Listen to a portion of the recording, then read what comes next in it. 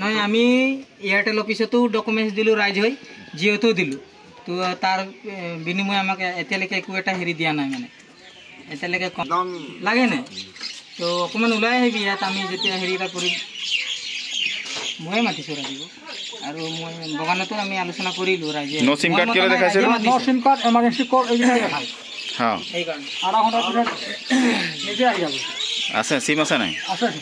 সিম লাগি আছে লাগি আছে এই কি সিম হয় ইয়াতে নেটৱৰ্ক নাই নেটৱৰ্ক নাই ফোন চোন কৰিব নোৱাৰে আপুনি কৰোঁ যেনিবা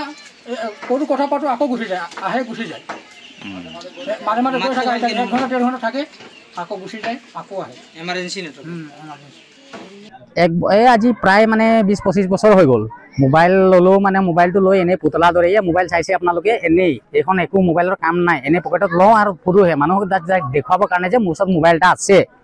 মোবাইলটো একো কাম নাই মোবাইলৰ ভেলু নাই মোবাইলত যদি ভলি থাকে নেটৱৰ্কত থাকিলে বা ডাটা থাকিলেহে ভেলু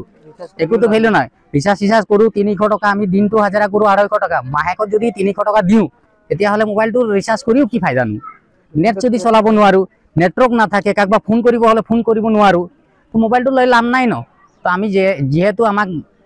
আমি যে চৰকাৰক এটাই আহ্বান কৰোঁ আমাৰ মামা চৰকাৰক বিজেপি চৰকাৰক যে আমাৰ এই চুকে কাৰণে আমাৰ ইমান চুক আছে মানে ভাটৌবাৰী ক'লেতো কোনোৱে চিনিয়ে নাপায় বৰজান ভাটৌবাৰী ক'লে অলপ চলপ চিনি পায় বাকীখিনিতো চিনি নাপায় তো আমাৰ এই চুকখনত যে টাৱাৰ এটা বহাব লাগে বুলি আমি চৰকাৰক সেয়ে আহ্বান জনাইছোঁ আৰু মই বেছি নকওঁ ইয়াতে কৈছোঁ আমাৰ ইয়াত নেটৱৰ্ক কোনো সুবিধাই নাই সুবিধা মানে কি এতিয়া আমি এই আদিম যুগৰ নিচিনাই হৈ আছোঁ কিন্তু কোনোবাই এতিয়া চন্দ্ৰত গৈ বসবাস কৰিছে কোনোবাই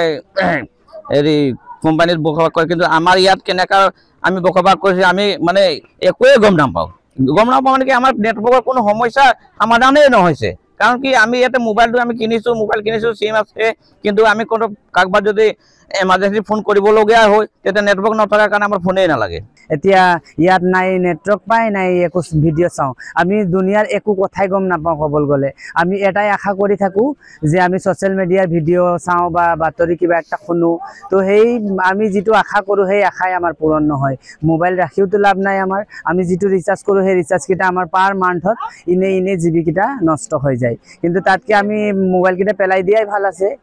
তো